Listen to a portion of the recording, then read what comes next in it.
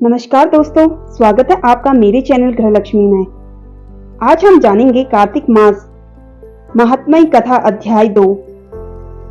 जैसे कि पिछले अध्याय में आपको बताया गया था, सत्यभामा ने श्री कृष्ण से कुछ प्रश्न पूछे थे। हे प्रभु, कृपया मुझे मेरे पूर्व जन्म के विषय में बताइए कि मैंने पूर्व जन्म में कौन कौन से दान, व्रत व जप नहीं किए हैं, मेरा स्वभाव कैसा था, मेरे जन्मदाता कौन थे और मुझे मृत्युलोक में जन्म क्यों लेना पड़ा, मैंने ऐसे कौन से पुण्य कर्म किया था जिससे मैं आपकी अर्धांगिनी बनी।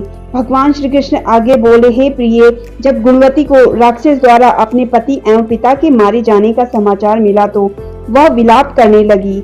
हे नाथ, हे पिता, मुझको त्याग कर तुम कहाँ चले गए? मैं अकेली स्त्री तुम्हारे बिना अब क्या करूं? अब मेरे भोजन, वस्त्र आदि की व्यवस्था कौन करेगा? घर में प्रेम पूर्वक मेरा पालन पोषण कौन करेगा? मैं कुछ भी नहीं कर सकती, मुझ विधवा की कौन रक्षा करेगा? मैं कहाँ जाऊं? मेरे पास तो अब कोई ठिकाना भी नहीं रहा। इस प्रकार विलाप करते हुए गुणवती चक्कर खाकर धरती पर गिर पड़ी और बेहोश हो गई। बहुत देर बाद जब उसे होश आया तो वह पहले की ही भांति करुण विलाप करते हुए शोक सागर में डूब गई। कुछ समय के पश्चात जब वह संभली तो उसे ध्यान आया कि पिता और पति की मृत्यु के बाद उसे उनकी क्रिया करनी चाहिए जिससे उनकी गति हो सके। इसलिए उसने अपने घर का सारा सामान बेच दिया और उससे प्राप्त धन से उसने अपने पिता एवं पति का श्राद्ध कर्म किया। तत्पश्चात वह उसी नगर में रहते हुए आठों पहर भगवान विष्णु की भक्ति करने लगी। उसने मृत्युपरांत तक नियमपूर्वक सभी एकादशियों का व्रत और कार्तिक महीने में उपवास एवं व्रत किए। हे प्रिय, एकादशी और कार्तिक व्रत मुझे बहुत ही प्रिय है। इसमें मुक्ति, भक्ति, पुत्र तथा संपत्ति प्राप्त होती है। कार्तिक मास में जब तुला राशि पर सूर्य आता है तब ब्रह्म मुहूर्त में उठकर स्नान व व्रत व उपवास करने वाले मनुष्य मुझे बहुत प्रिय है, क्योंकि यदि उन्होंने पाप भी किए हैं तो भी स्नान व व्रत के प्रभाव से उन्हें मोक्ष की प्राप्ति हो जाती है। कार्तिक में स्नान, जागरण, दीप दान तथा तुलसी के पौधे की रक्षा करने वाले मनुष्य साक्षात भगवान विष्णु के समान हैं। कार्तिक मास में मंदिर में झाड़ू लगाने वाले, स्वास्तिक बनाने वाले तथा भगवान विष्णु की पूजा करने वाले मनुष्य जन्म मरण के चक्कर से छुटकारा पा जाते हैं। यह सुनकर गुणवती भी प्रतिवर्ष श्रद्धा पूर्वक कार्तिक का व्रत और भगवान विष्णु की पूजा करने लगी।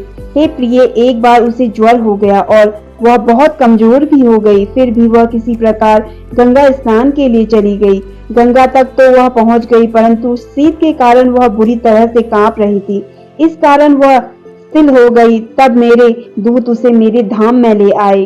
तत्पश्चात ब्रह्मा आदि देवताओं की प्रार्थना पर जब मैंने कृष्ण का अवतार लिया तो मेरे गण भी मेरे साथ इस पृथ्वी पर आए, जो इस समय यादव है। तुम्हारे पिता पूर्व जन्म में देव शर्मा थे तो इस जन्म में सत्राजीत है। पूर्व जन्म में चंद्र शर्मा जो तुम्हारा पति था वह डाकू है। और हे देवी, तू ही वह गुणवती है।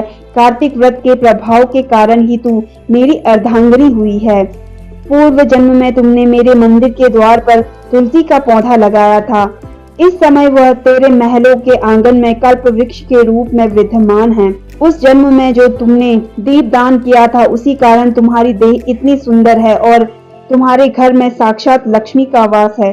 चूंकि तुमने पूर्व जन्म में अपने सभी व्रतों का फल पति स्वरूप विष्णु को अर्पित किया था, उसी के प्रभाव से इस जन्म में तुम मेरी प्रिय पत्नी हुई हो।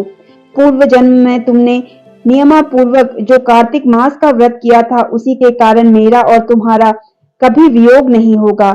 इस प्रकार कार्तिक मास में व्रत आदि करने वाले मनुष्य मुझे तुम्हारे समान प्रिय है।